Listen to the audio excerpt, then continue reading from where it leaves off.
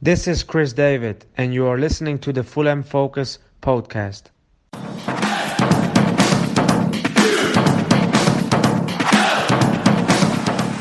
Hello, welcome to the Fulham Focus podcast. My name's Matt Boisclair, and with 13 games to go, we go to Selhurst Park on Sunday lunchtime, looking to get some more points in our quest for survival against a somewhat inconsistent Crystal Palace side. I've got Morgan Carlton and Ben Robinson with me to look ahead to the game. Plus, Danny joins me for an in-focus chat about Roy Hodgson. So let's go.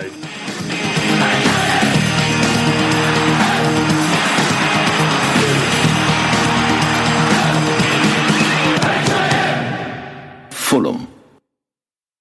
Right, lads. Well, the government roadmap back to normality is penciled in May the 17th for supporters to return to stadiums, which could prove massive if Fulham and Newcastle are to battle it out on a final day showdown on May the 23rd for survival at Craven Cottage. Nothing's set in stone, but once again, the thought of being able to return to normality and go back to the cottage is a lovely thought, isn't it? Morgs, us supporters could end up influencing the season after all. I think if we're given the chance, it's going to be amazing. Hopefully, it'll be a dead rubber because we would all be 4 points clear by that point. But if it comes down to that last game and we're allowed 5, even up to 10,000 fans in the ground, it will make a huge difference to the players. And I think, even when there were 2,000 in there for the Liverpool game, I think it's still sort of having someone, having a group of fans behind the players really did help. I think it has to go to a vote or something to allow the fans in. I imagine Newcastle will be voting against any proposition to allow fans back in just for one game, because obviously if they're going to allow fans in, they want to have them at St James's Park. They're not going to allow them don't want them at an away game. So we'll see if it happens. If it does, I think it'll be brilliant. And hopefully, this just means that come the start of next season, maybe we won't have full stadiums just yet, but we will be on the road to, inverted commas, back to normality. Why not? Apparently Reading and Leeds festivals are going ahead at the end of August, so why not? Yeah, you're not exactly going to socially distance those, are you, either? No, exactly. That's right. What do you think, Ben? I mean, Fulham supporters, there could be a possibility or a scenario where Newcastle fans are allowed in as well. I just don't know at the moment quite how it's going to look, but it's a nice thought, isn't it? Yeah, well, I mean, I'm a bit cynical. I've got to ask, is there really any point? I mean, for one game, we all want to go back, obviously. I say I want to go back. I haven't been for a while. I'm at the other end of the country. But, for one game, it could go the wrong way. And these players have got used to playing without anyone there watching them. They're used to playing their way. And if the players are pass wrong, it doesn't matter. But now they put a pass wrong in front of 5,000 Fulham fans who know we need to win. And I know some of the Fulham fans, and they're a bit, I don't know how to put it. I don't want to offend anyone, but we're a bit of a fickle bunch. And it could just be an added distraction. On the day, players are coming out and they're looking to think, the fans are in. Before you know it, there's something else to think about. It could go the right way. Like you said, it could go well, and as long as there's no Geordies there. Yeah. Geordies won't be allowed into London, though, surely. I don't know. They should never be allowed into London. Don't know. It's quite a way off. You're closer to Newcastle than you are London, mate. It's like it's a month. Got to be careful what I say; they'll come get me. It's a month before apparently the country's going to be up and running again as per normal without any social distancing rules anyway. So, we'll have to see where we are at that point in time. But it's like I just wanted to hear your thoughts on it, because I think it's a nice thought and it's positive, especially seeing as we spent so long cooped up. We had just that one game where we could go back against Liverpool, and the supporters did make a difference against Liverpool. Even though there were only 2,000 of us in the ground, it did make a difference, and I think we definitely lifted our game, and the players responded to it for sure.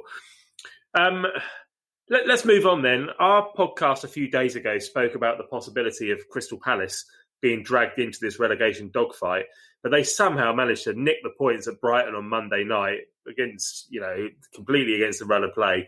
That leaves us 3 points behind Newcastle and 4 points behind Brighton, and then 6 points behind Burnley. So these are the teams we're in range with as of now. Here are the games this weekend. So I want to get your predictions from both of you. First of all, it's West Brom versus Brighton. Ben, how do you see that going? Well, I think it's if West Brom lose that game, they are down. I can't see any way they can stay up if they don't win that. But I just don't think they're good enough. I don't think Brighton are good enough to win it either. So I think a draw and probably the best result for us as well. Yeah. No, I think I'd quite like to see West Brom win that. I don't think West Brom are an immediate threat to us at the moment with the way that we're playing. So anything that keeps Brighton within range would be great. So I'm going to go 1-0 West Brom. What do you reckon, Morgs? I was going to go the same. I think Brighton are going to be a little bit demoralised after that smash and grab loss, as it were. You just look at the stats that even though they lost, they had like 75% possession, 25 shots and goal, and they still managed to lose. That's going to take a bit of a pounding on the confidence, I think. So West Brom, I don't know huge about them, but I think they've looked a little bit better in the last few games. And I think Allardyce is really going to drum home. This is, last chance saloon for them. So I think they might get the win. All right, so that's that one then. Then it's Newcastle against Wolves, which is 8 p.m. on Saturday evening. How do you see that going, Morgs? Well, Wolves have looked pretty terrible up until the last couple of weeks. I think the win against Arsenal invigorated them a bit. And I think Newcastle missing Callum Wilson is a big loss to them. But I think it's going to be a draw. I'm going to go 1-1 in that one. I agree with you. I see that being a draw as well. How about for you, Ben? Yeah, I think it's going to be a draw there as well, to be fair. All right. And then the last one is just after our game on Sunday at 2 p.m. It's Spurs versus Burnley. Ben? Spurs is just about pip them, I think. They've been pretty poor recently, but if they don't beat Burnley, come on. Come on. Fingers crossed, Spurs win. And for you, Morgs? Yeah, I think Spurs are dodgy. They have just played in Europe tonight, depending when you're listening. But I think they'll win. I think it'll be a low scoring. I think it'll be a 1-0. I think they'll just snatch it. Yeah, I agree with you there as well. I think Spurs will beat Burnley, so that wouldn't be too bad. I mean, we're never going to sit here and predict the worst case scenario results for us at the moment, are we? So I think those results. No, don't put it beyond us. I mean, we've done it before. Well, yeah, true. But I'd like to think that those results would come in. We go for a West Brom win, a draw at Newcastle, and a Spurs win as well. And then we'll come on to our game in a little while, and we'll predict that one. Since the turn of the year, Palace have won 4 games out of 9. They've lost at home to West Ham and Burnley, but now they're on 32 points following that smash and grab win at Brighton on Monday night. That's probably them safe now, isn't it? Even though they didn't have Wilfried Zaha the other night. Yeah, I mean, they will get the odd result here and there. I think they're just about far enough away in order to not have to be overly concerned with going down. I don't think they'll finish, anything outside of the bottom 5 or 6 max. They did it last season as well. They had a fairly decent start. As soon as we came back after lockdown, they pretty much lost every game, I think. So, yeah, they're playing pretty badly at the moment. Without Wilfried Zaha, they're sort of, missing their creative force. That Easy guy, he's obviously decent, but he's still young. He can't carry a team in the same way. But we've just got to make sure that we carry on with our game plan. Brighton just obviously the same difficulties that we have in putting the ball in the back of the net, but hopefully it's one of those games that we can actually get a couple and make sure that we don't concede. I was having a look at their results this year because we were talking about it, weren't we, the other day on WhatsApp, all of us, and kind of saying, well, Palace are a bit crap, aren't they? I don't know how they've got so many points, but looking at their form this year, I mean, they've done all right. They had a couple of defeats at home. They lost at home to Burnley in their last home game, which was really bad, that 3-0 result, and they've lost at home to West Ham, but otherwise, they've lost at Man City. They've drawn at Arsenal. They won at Newcastle recently and lost at Leeds. So I don't think they're as bad as maybe we thought they were. And I think just because they had that defeat at home to Burnley recently, maybe we're, as supporters, we're underestimating them. What do you think, Ben? Yeah, I think they're, like I said in the Burnley preview, when was that, last week? Yeah, it was last week, wasn't it? Yeah. The Burnley preview. They just seem to be able to win. Every year they just win a few games. You don't expect them to, and they just stumble over to 40 points. And they're not in danger of going down, but they're not in danger of wearing the mid-table. Like you said, they've won 4 of the last 9 games, which, we've only won 4 season. Like that's not relegation form. So I think they're fine, safe, and when Zaha comes back, they're going to get even better. I think their problem's just inconsistency, isn't it? Really. Other than that, time. Yeah, before Hodgson came 2 seasons ago, and they lost the first 8. Yeah. Like you said, last season they started off well, and they lost almost every game for lockdown. So I don't know what it is. They might just get to 40 points and be happy. They've got quite an old team, though, haven't they? I mean, they're not a bunch of youngsters. They've got a fairly aging squad, so that's not going to sort of help them from a longevity point of view through the season. So if you've got old legs, back in the days when we were Yol was managing us, that was one of our biggest downfalls, was the fact that we had very little youth and very little energy in the team. Experience is great for certain matches, but when you're getting to the sort of, as they call it, the business end of the season, it's, the legs get a lot more tired, the recovery time takes longer. And especially with this sort of amount of games that we've had in a small space of time recently, a lot of those players are going to be feeling it. So I think you can't underestimate them, because it's a Hodgson team and we know how Hodgson teams play. But at the same time, it is one of these games as that, where we are in the league, we can't be taken for granted. And for a fact that we won't be. So it's very much a case of going in there, sticking to our game plan, getting the job done, get out onto the next one. It's an interesting time at the moment for Crystal Palace. As you said, they've got an ageing squad, and Roy Hodgson is out of contract at the end of the season, as Sonia said the other day. So it's almost a case of somebody's going to have to come in and rebuild that team. I don't expect it to be Roy. I expect Roy will be off at the end of the season, and then someone else will come in and try and rebuild that squad. But then where do Crystal Palace go after that? So it was an important win for them on Monday night in that sense, because that takes them very, very close to survival, I think. I was saying the other day, I think 35 points does it this season, and they've got 13 games now to maybe get 3 or 4 points just to be sure. But once they're there, then perhaps it's time to look forward for them and have a look and see who's going to take them on to the next step. And you've got the likes of Eddie Howe, who's out of work at the moment, who has got to be one of the favourites as well. Yeah, big time. I think that would be the perfect job for him, you'd imagine. I mean, it's a decent club. And the team, yes, it won't be gutted, but there are certainly a few players that will be leaving there in the summer. But I think it's definitely it's a project for the club. It's not it's not a definite go down. It's not a definite get into Europe. It's one of those that you could do something with. I'm absolutely amazed that they've kept Wilfried Zaha for so long. Because he went from Man United. He was terrible at Man United, and he went back to. Did he go back to Palace, or did he? Yeah, he went back to Palace. Yeah. And he sort of found his form again. I'm amazed no one's coming and taking him.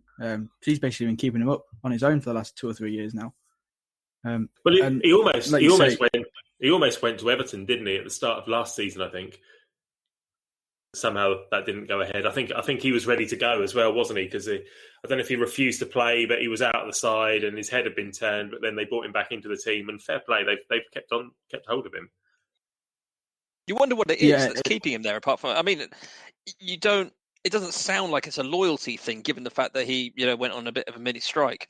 So you kind of wonder why he's still there, or maybe sort of, potential clubs are going, actually, no, that's a pretty bad attitude that we don't need. But who knows? Thankfully, he's not playing on Saturday, because he's one of those players that will change a game on his own. There are some players in that team that we do have to be careful of, but that is the main guy that we just have to take that opportunity, given that he's not playing. Is he definitely not playing? Do we know that? No, he's out for a couple more weeks at least, I think. Is he? Fabulous. Saying that, he'll probably be on the bench or something like that. But although last time we came up, we were all talking about Zaha being the danger man, first game of the season, and didn't Jeffrey Schlupp score against us? Yeah, so. He did. But Zaha scored as well. Oh, well. But to be fair, pistol over my stats on it. You or me or Frenchie probably could have scored as well against that team, so let's not read too much into it. You leave Fabry alone. All right. There'll be more of this after the Roy Hodgson player in focus chat that I had with Danny recently. Fulham. Right, it's that time again. We've got another in focus chat about a Fulham legend connected to this weekend's opponents. This time it is Roy Hodgson. I've got Danny with me. How you doing, Danny? Hello, mate. How you doing? Yeah, I'm good, thanks. We were supposed to do one of these for the Everton game, and I had Baldo on with me to do a Simon Davis chat, and he completely ballsed it up with his microphone, so it didn't end up going out. So this is the first one of these we've done in a long time. I'm looking forward to it. A good one to get started with again as well. Not like Baldo to mess it up, is it? No, quite. All right, let's get on with this one then. So Roy Hodgson. So coming off the back of such a bad experience with Lawrie Sanchez, I remember being completely underwhelmed when Roy Hodgson was summoned to the Fulham hot seat in 2007, tasked with turning our fortunes around.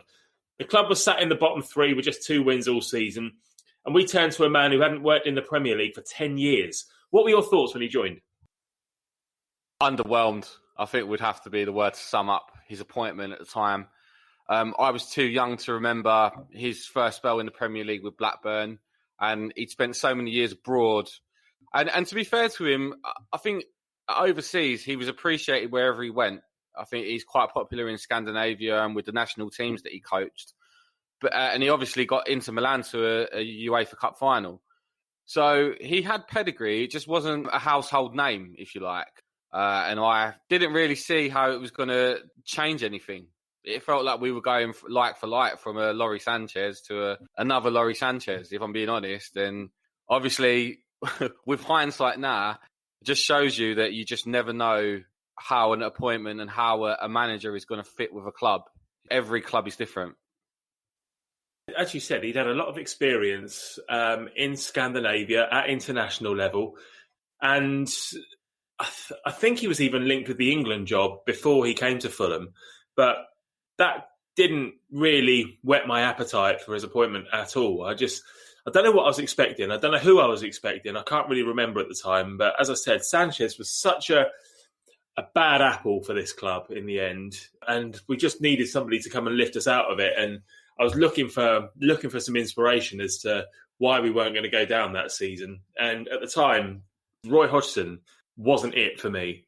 But how wrong you can be. It took just over a month for him to get his first win with that game against Aston Villa. But he had begun to strengthen the side by bringing in the likes of Brede Hangeland, Eric Nevland, Leon Andreasen, Paul Stalteri.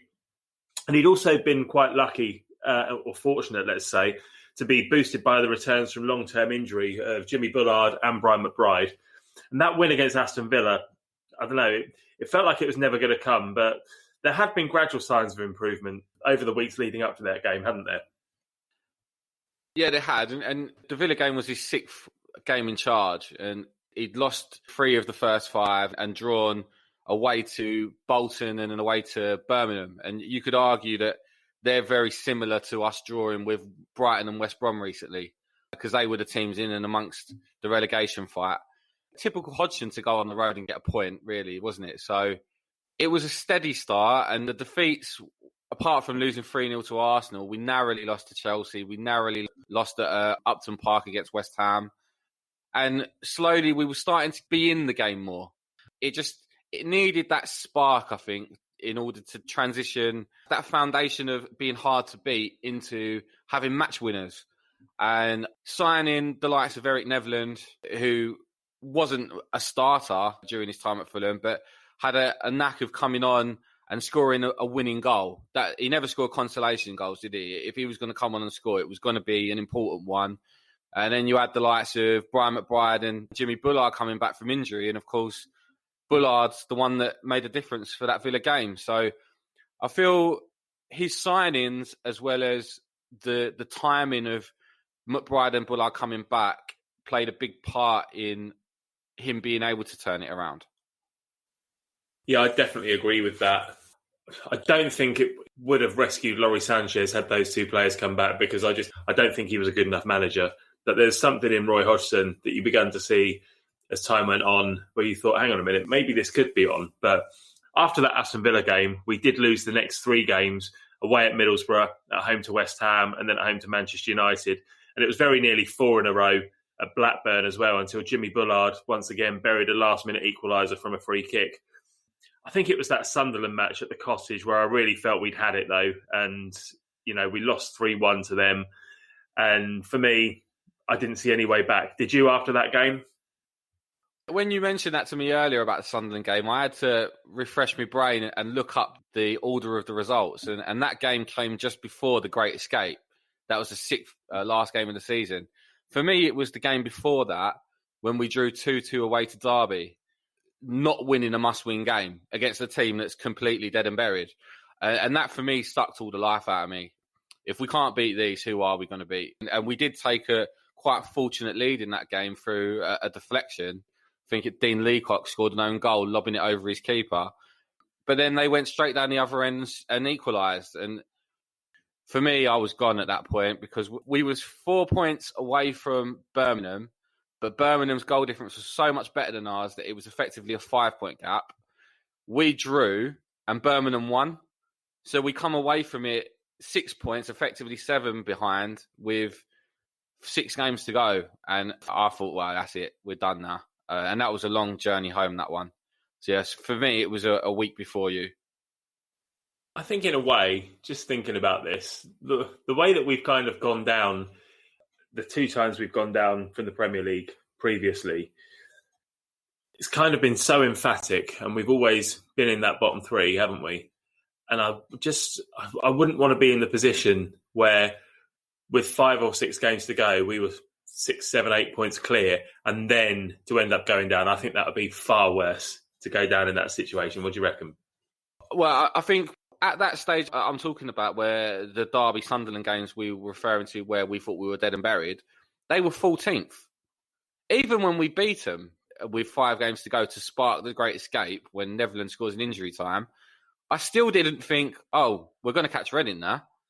The gap was massive, and I agree with you. I think it would be a lot harder to take if we was in a position where we threw it away. I think that's always worse. Well, we've mentioned the Great Escape a couple of times, and it's impossible to discuss Roy Hodgson, particularly in the context of Fulham, without mentioning the Great Escape. Reading away, Man City away, Birmingham at home, then Portsmouth away. 4 wins in our last 5 games, which, unbeknownst to us at the time, was the beginning of something incredible for the next few years. You could never have believed what was to come, could you? It did seem impossible. To go from completely finished to surviving and then your record finish of 7th. I mean, getting into Europe, what a dream. You could never have imagined it when we were kids that you'd ever see Fulham in Europe, let alone go into a Europa League final. And even now, thinking about it, it seems so far off nowadays for that to ever happen to us again. Genius, really, Roy Hodgson. How did we go from that to a European final in 2 years? Absolutely incredible. I know we've talked about this a lot over this season in various chats, but that Man City game where you get that kind of reaction from the likes of Paul Merson. Those moments in football are few and far between where you get a moment that dramatic. Obviously, the Etihad Stadium has had that moment in a far more poignant way that will be talked about for many more years, with the Aguero moment when Man City won the title for the first time. But that's what's brilliant about football. That's what's brilliant about sport. Moments like that, and to be involved on the positive side of a moment like that, is something that, obviously means a lot to you and I and to all Fulham supporters, because that was 13 years ago nearly, and we're still talking about it, and it still brings goosebumps up.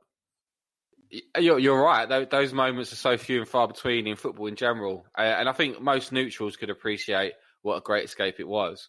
But in the course of our history as a club, I would say it's up there with the Mickey Adams promotion, that Man City comeback, for how significant it turned out to be for the future of where we ended up. Without that Man City comeback, without Roy Hodgson, it would never have happened. So it's arguably the most important game in Fulham's history. Yeah, very much so. Well, the summer after that, we signed Mark Schwarzer, Andy Johnson, Bobby Zamora, Zoltan Gira, and Dixon Atuhu, plus John Pansel, to name but a few. And we went into that 08-09 season full of excitement that whatever happened, it had to be better overall than the previous season. And of course, we went on to finish 7th, our highest ever league finish, which meant that we qualified for the Europa League. I'll tell you, Mike, the first thing that springs to mind when I think of that season is Hull away on the opening day of the season.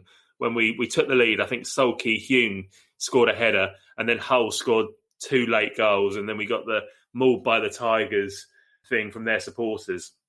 And I remember I was there with a couple of mates, and we left. When they got the winner, we just said, right, let's go and get on with this and get out of here and get this journey started on the way home. We came out the ground, we turned the wrong way and ended up walking over this bridge right over by the home fans, realising that we had no clue where we were. So we had to go back the way that we'd come, by which time the ground was emptying out. We're in our Fulham kits, like our Fulham shirts. It's August, so it's warm. We got short sleeves on. So we're easily identifiable as Fulham supporters. And all these Hull fans are walking towards us, going, hey, idiots, gone the wrong way, have we? Long way home, lads. Go on, piss off, all that sort of stuff. As we're walking back across the bridge as well, my mate is called Tom Seaman. He's probably listening. Hi, Tom. And he had Sea Monster written across the back of his shirt. We're walking across this bridge and this group of Hull fans are just going, sea monster. And we couldn't say anything because we were so outnumbered. It was ridiculous.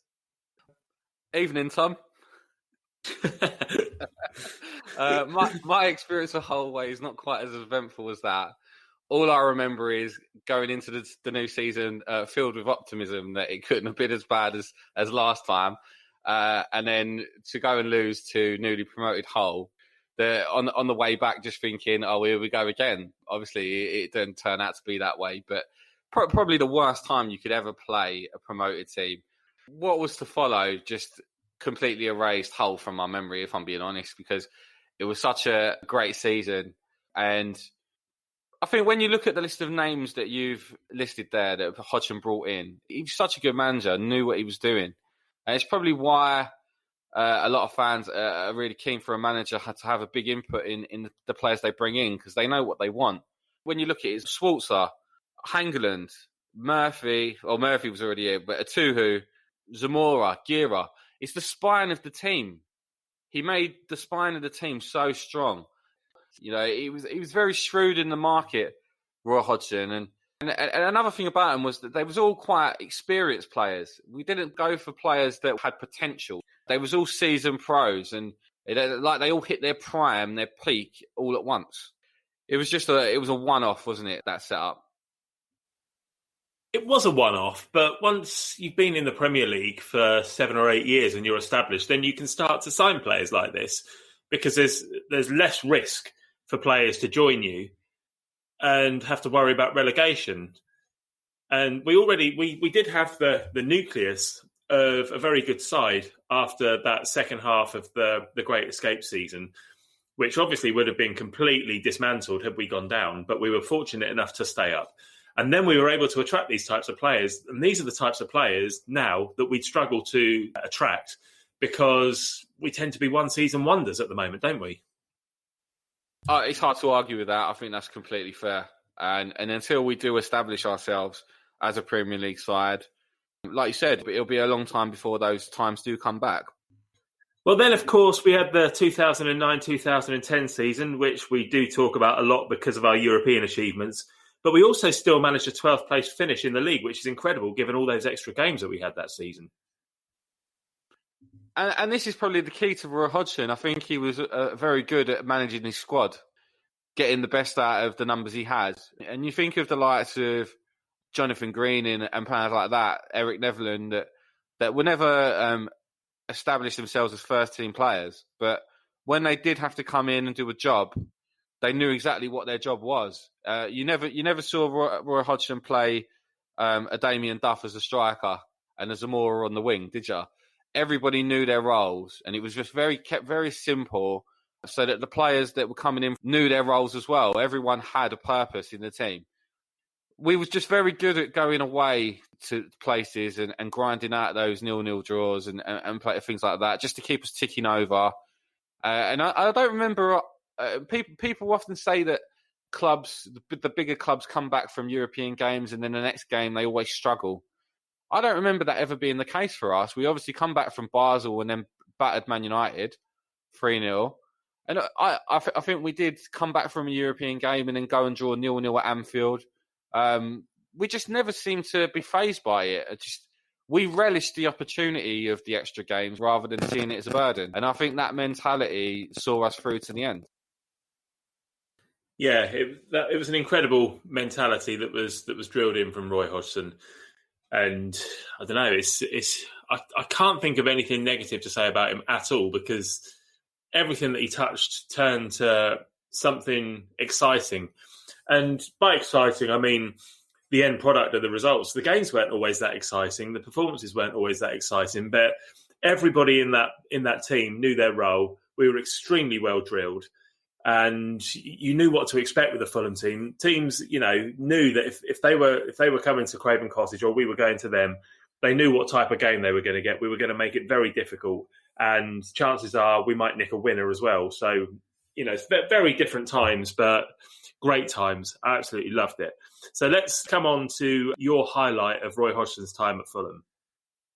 How do you sum that up? So much was achieved in such a short space of time, and they was just from one extreme to the other. I mean, you can't really compare the feeling of a Europa League journey to the feeling of surviving. They're just completely different emotions. But I think the emotion when Roy Hodgson scored, the adrenaline, the release. When did he? I don't remember his goal. When did he score? Sorry, did I say I got Roy Hodgson on the brain here? Yeah, you know what I mean. When Danny Murphy scored at Portsmouth. And I was right Hodgson with a header in his suit. Good old Roy. See, that's where Parker's going wrong. You should get Roy up front. Good old Roy. No, so when Murphy scores that goal at Portsmouth, I'll never forget the emotion was just incredible. It was so overwhelming, and I don't think anything will ever compare to that for me. Obviously, beating Juventus and the Hamburg semi-final, even just the occasion of being at the final was just surreal. It really was. The whole day was just incredible. But from my point of view, the emotion involved in surviving on that final day when I didn't expect us to would have to be number one. Did you find the emotion of the European run almost being that of disbelief? I can't believe we've done it. We've picked off another team. I can't believe it. We're in the quarterfinals. My God, we're in the semi-finals. My God, we're in the final. It's like, I can't get my head around this. This is absolutely crazy. Well, the weird thing for me about that Europa run-in was that we seemed to do it back to front. We had the two hardest opponents in the last 32 and the last 16. Obviously, Shakhtar were the holders and Juventus were the favourites to go and win it. Because then we knew that we had Wolfsburg in the quarterfinal, and if we got through that, I think we would have had Anderlecht or Standard Liège or someone like that, or Hamburg. And that, on paper, just seemed a lot more straightforward. And so once we'd got past Juventus and I saw the draw, how it unfolded, part of me had an eye on getting to the final, if I'm being honest. But you're in disbelief every time we get through a game. And we're on to the next one, on to the next round. We're one step closer. It was just one of those campaigns that just every week just seems to be a joy to turn up. And every week seems to get even more unreal. Bizarre. Yeah, bizarre. That great escape was amazing. Don't get me wrong. And the way that we came back from the dead was incredible. But in terms of once-in-a-lifetime achievements and moments, for me, it's got to be that Hamburg semi-final. Stand up if you still believe, and then somehow, getting ourselves from a goal behind, ahead, and then just going on and getting the job done and getting to the final. It was just incredible. And I don't think I've ever felt excitement like that. Just getting my head around the fact that Fulham had got to a European Cup final was just amazing. And as a Fulham supporter, I'd never thought I'd see the day where I'd be able to say that I've seen my team play in a European Cup final. Incredible. So for me, it's that Hamburg semi-final as my favourite moment of Roy Hodgson. And even when Gira scored, Hodgson leapt up, didn't he? And I think he forgot that he was a man in his 60s. He just leapt up like a kid and punched the air. Just fantastic. that was a long 15 minutes for me, because, if they had broken our hearts, we would regret that forever. We would never have got that opportunity again. So the margins were a lot finer, I think, for the Europa League. So, yeah, I don't knock you for picking Hamburg. I could have easily picked that. All right, let's move on then. Who would you say was his best signing for Fulham?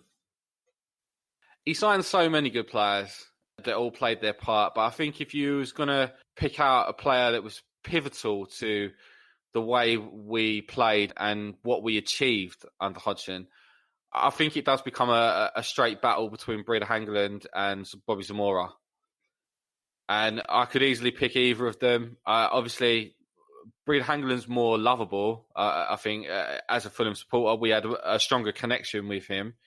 But I think it would be harsh on Zamora to say he wasn't just as important. Let me put it to you like this then. So for me, Brede Hangeland came in and looked very quickly like a complete centre-half, transformed the way that we defended and just solidified things. Looked excellent straight away. Bobby Zamora was more of a risk. He'd been at West Ham, been at Tottenham, hadn't really ripped up any trees, but Roy Hodgson made Bobby Zamora into a better player and got the best out of him. Yeah, but that hasn't really helped my decision, because you've just reminded me that Hangeland was, a big part of the Great Escape, and Zamora came later on. So based on that fact, I think I would have to say Hangeland, just because he helped us get to the stage of being able to bring in Zamora. But that's nothing against Zamora, because I think he's a very, very close call. They were both outstanding signings. The other thing with Hangeland as well was that I'd never even heard of him. I'm sure many Fulham supporters had never even heard of him before we brought him in, but he played for Roy Hodgson previously. So he was kind of bought to England and bought to Fulham by Roy Hodgson and unveiled as this outstanding player, whereas everybody already knew what Bobby Zamora was about from seeing him play in the Premier League for years before. So I think in terms of a surprise signing, if you like, and surprise impact, it has to be Hangeland. But I'm with you. I think it's very difficult to split those two up in terms of the impact that they brought to the club. When you look at the signings Hodgson brought in for the Great Escape season in that 1st January, the likes of Andreasen, Nevland, Hangeland, they were signings that I would imagine came to Fulham based on Hodgson's reputation from overseas, which is ironic because it was Hodgson,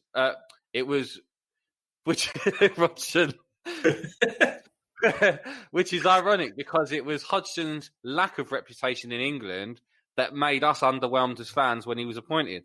Yeah. So it's funny how it all turned out in the end. But thank God he knew what he was doing. Yeah, just goes to show that we don't always know best as supporters. Rarely know best, probably. Anyway, of course, Liverpool came calling for Roy's services after the Europa final, and we replaced him with Mark Hughes. How did you feel when he left? Did you feel like he went with your blessing, or did you just feel really disappointed that he'd left us, or a bit of both? I don't really remember how I felt when Hodgson left, to be honest. I think I was still recovering from the Europa League because it took a lot out of you, all the build-up and the hype around it. And just it was such a dream to be there. And then to have it taken away from you in that fashion, it was draining. I don't know if I really cared that Hodgson was going. I don't think I really paid much attention to it at the time. With hindsight, I think it's probably a good thing that he did go because there's only one way down from that. We would have, of course, been in a better position to establish ourselves. But if we're being honest, we finished 8th under Hughes. We finished 9th under Yole. I think we finished 12th the following season. We were still an established Premier League club for a couple of years after that. Although the decline was in motion and we were going one way, we were going to go one way anyway. I think for Hodgson's legacy at the club, it was probably the right time for him to move on a high, and so that we look back at the good times and see him as a great manager. If he had stayed and a couple of years later we had sacked him because he wasn't doing very well, I just think it would have overshadowed a little bit what he'd achieved. Because that kind of happened with Tigana when he was sacked. It took away a little bit at the time from what a special era it had been. So it was obviously sad because I felt like he was your Uncle Roy, wasn't he? He was our manager. But I think he deserved the opportunity. How many times does a Liverpool or someone like that come around? He had to go. He had to take it. At his stage of life, it might never have come along again, and he had to go and see how it could work out for him. And unfortunately for him, it just didn't quite work out for him in quite the same way, because I think he's the sort of manager that can come in with a smaller club, let's say, and lift them to a level. But if it came to managing one of the real elite sides of the Premier League, then he wasn't the man to take them on to the next level. Did an okay job there, but he was never going to, take them onto the level where, the likes of Brendan Rodgson. Brendan Rodgson! I'm doing it now. The likes of Brendan Rodgers and Jurgen Klopp have done since. But he went with my blessing with a heavy heart, but I guess he had to take it. Would you say that he is Fulham's greatest ever manager? I think there's very few names that you could throw into the hat for that debate. Obviously, Alex Stock got us to the 1975 FA Cup final and obviously did it as underdogs because we was in the second tier. So that's a great achievement. What Mickey Adams did completely transformed the future of the club out of nowhere. To younger fans listening, it might seem a bit irrelevant talking about a promotion from the bottom tier. How can that be the same? But its importance to what was to come, what was just, it should never be underestimated. Then you have the likes of Malcolm McDonald and Tigana that come with a style of play that evolved us into a team that we never thought we could be. The football we played was just probably years ahead of its time on both occasions. And then you've got the likes of Roy Hodgson that maybe he didn't play the most entertaining football, but he achieved so much in such a small period of time. And he's probably the only manager that you couldn't find a fault with. And I think some managers just a perfect fit for a club. And when you think of the personality of Roy Hodgson, his mannerisms, just everything about him. Yeah, I think there's two things here. There's the greatest manager of all time and your favourite manager of all time. My favourite manager of all time will always be Mickey Adams. But the greatest manager, you have to look at the achievements, and you can't look beyond Roy Hodgson, the highest league position ever, European final, getting us out of the shit in the Great Escape season. Has to be the greatest for me. With that in mind, Danny, rate his Fulham career out of 10. 10. And I don't think I need to say anything else. We've summarised his whole time at the club already. I think it would be out of order not to give him anything but a 10. Yeah, completely agree. Couldn't be anything less than a 10. And you can't go from saying he's the greatest manager of all time to saying, 6 out of 10. So, 10 out of 10 for me for Roy Hodgson too. Lovely stuff, mate. All right, thank you for that. Let's pass back to the main show. Fulham. Right then, lads. So it's on to Crystal Palace stats. Morgs, what have you got for us? So I've got Crystal Palace's stats for this season. And so far they've come out with an average of 1.3 points per game in the first 25 games compared to their 1.1 over the whole of last year, which obviously was brought down by their form post-lockdown. And this season they've scored an average of 1.2 goals per game and conceded 0 compared to 0.8 last year. But they've also conceded 1.7 per game compared to 1.3 last year. And last season, they did keep a clean sheet in 26% of their games. And so far this season, it's only been 16%. And remarkably, so far, this is Palace's best points tally in the Premier League since they got promoted back in 2013. And they're currently 2 points better off than at this stage last season and 6 points better off from the season where they've lost the first 7 without scoring. And they have won 4 of their first 12 home games this season, and they lost 5. So you've drawn 3. And as we've already pointed out, their form is quite irregular up to this point. They got the win against Brighton on Monday, but they lost the 2 before that, and before winning the 2 before that, and 2 before that, and you see where I'm going with this. They've only kept 4 clean sheets all season, but 3 of those have come at home games. 64% of goals they've scored at home have come in the first half, with a small majority of them coming within the first 15 minutes of a game. And obviously, given our history, not so much recently, but this season of conceding goals in the first 10 minutes, we've got to be slightly wary of that. When they've gone behind the game, they've only managed to score an equaliser 3 times out of 14. Looking at the record of Fulham against Palace at Selhurst Park, it's win-loss, win-loss, ... So obviously, law of averages means that we are going to win this. And we have won out of 22 games at Selhurst Park, just the 6. And I'm guessing, if I'm right, the last time was the 4-1 win when Kasami scored his goal. All right, mate, thanks for that. And Ben, over to you. Okay, so I've got some player stats here. So starting off with the only player who's played every single game for Palace this season. I'm not going to get this right, but I doubt he's listening, so I doubt he'll care. I can't say it. Vicente Guita in goal.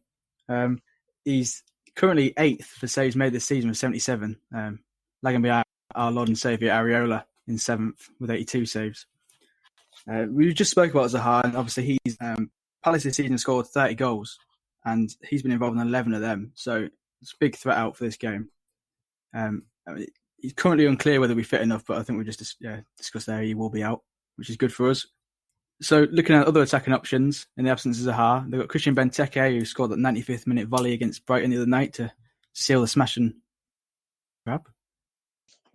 Yeah, that's the right phrase, I think. Yeah.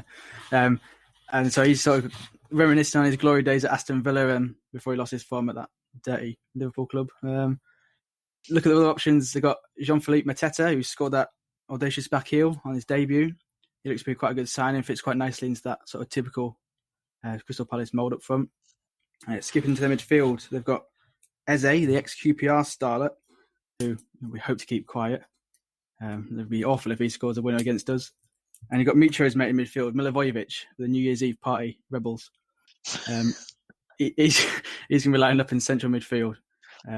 He's averaging 1.7 tackles a game and 1.5 clearances. He's one of the standout players for Serbia in that sort of central midfield role, and he's sort of one of their midfield stalwart this season.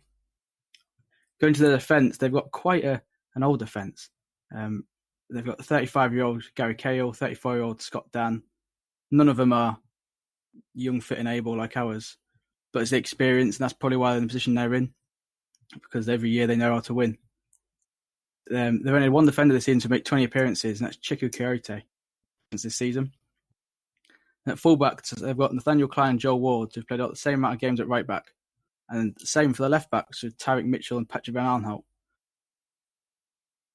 All right, let's come on to our lineup then. Morgs, you see any changes for this one?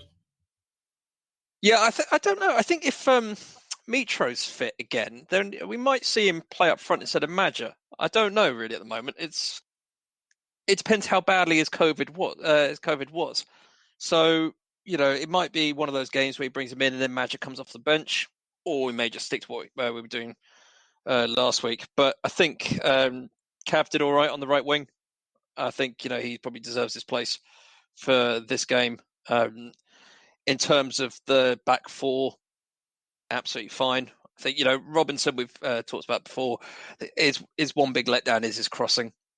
But I think in terms of how he holds the left back spot, I think, he's useful to have. And I think his speed could be particularly useful in this game. And Aina, he's played well of late, so I can't really see Tete getting his place back. But I would stick with Zambo and Reed at the back. As I call it, the Reed, Anderson and Tosin. It's kind of the golden triangle there, which is, that's not going to change. If Reed stays fit now for the rest of the season, that's going to be the formation, pretty much. I think, and then you may see Zambo and Lamina interchange a bit more, but nothing. There was nothing that stood out that made me think we want to change anything from to this week. All right, Ben. Any changes you'd make? Personally, I wouldn't. I think the only change you could think about making maybe eyeing as a left back and bringing in Tete. But Robinson's done nothing wrong. There's talks about Lookman maybe needing a rest, but he's had that week off now, so hopefully he can. So he's not going to be sort of burnt out anymore. And Mitro, I don't know. It's a funny one. It depends if he's fit enough, like Morgan said. I mean, if he could be absolutely knackered. I mean, I had COVID. I was knackered walking upstairs. I wasn't a professional athlete. You're a Sunday League athlete as well, aren't you? The box-to-box centre-back. Then, no, I mean, I'd keep it as it was. We're on a roll. Keep it going. Why not? Yeah, all right, fair enough. Let's come on to finally then a score prediction from you both. From you first, Ben. What do you think? We're going to get the points? Yeah, why not? 2-1 Fulham. Lovely. I think realistically it's going to be a draw, so I'm going to say 2-2. How about you, Morgs? I'm going to go with a plucky 1-0. Again, Be lovely. let's keep it nice and boring. Snatch the goal, and then just thwart. Let's play Hodgson at his own game. We've just got this horrible run of 3 games coming up afterwards, haven't we? Spurs at home, then Liverpool away, Man City at home. Where again, you're looking at those 3 games, thinking how if we got 2 points out of those 3 games, it would be amazing. But yeah, the thing is, you've got to imagine in those 3 games that Newcastle are going to pick up at least 1 point to stretch it. So we need this. This goes under that must-win banner again, just because of those next 3 games. Yeah. So then you get those 3 games out of the way, and all right, we've still got to go to Arsenal, we've still got to go to Chelsea, and we've got to go to United, but not in a block of games. You know, they're kind of spread out across the last few games. So I don't know. I just want to get the wins as quickly as possible. I don't know. You've waited this long, so. We said similar to this in October, was it, when we had Leicester, Liverpool? Yeah. And we had that block with Spurs and Chelsea, where we should have got something out of Chelsea and at home, and you know, we just seem to be okay against the good teams. I think all these games are winnable. The only game that isn't winnable is Man City, because they're so good at the moment. I think all the other games, you know, you look at the teams and they go, "Oh, they're doing all right," but they're still dropping points. So who's to say that us in our form, yes, we're not winning every game, but we're not losing every game. So who's to say that we can't at least get a few points here and there? I mean, Liverpool away, you've got to assume you're going to lose, but let's face it, they've been crap. So, you know, who knows? They might, you know, still be playing badly. So I mean, it's a very different feeling to 2 years ago. I mean, 2 years ago, we were looking at games against top sixes that, well, write that off. No chance there.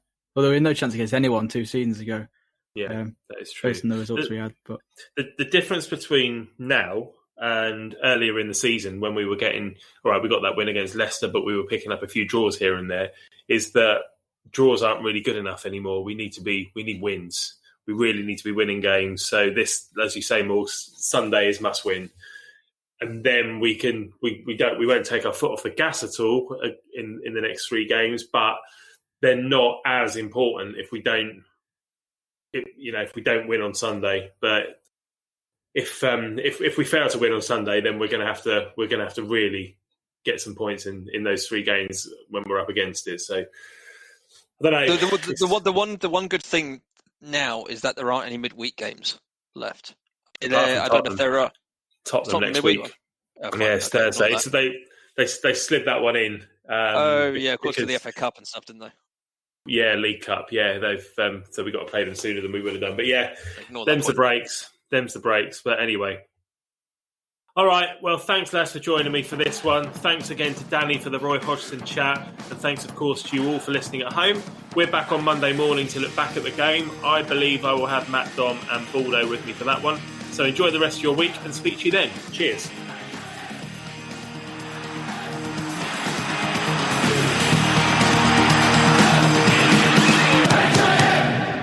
Fulham.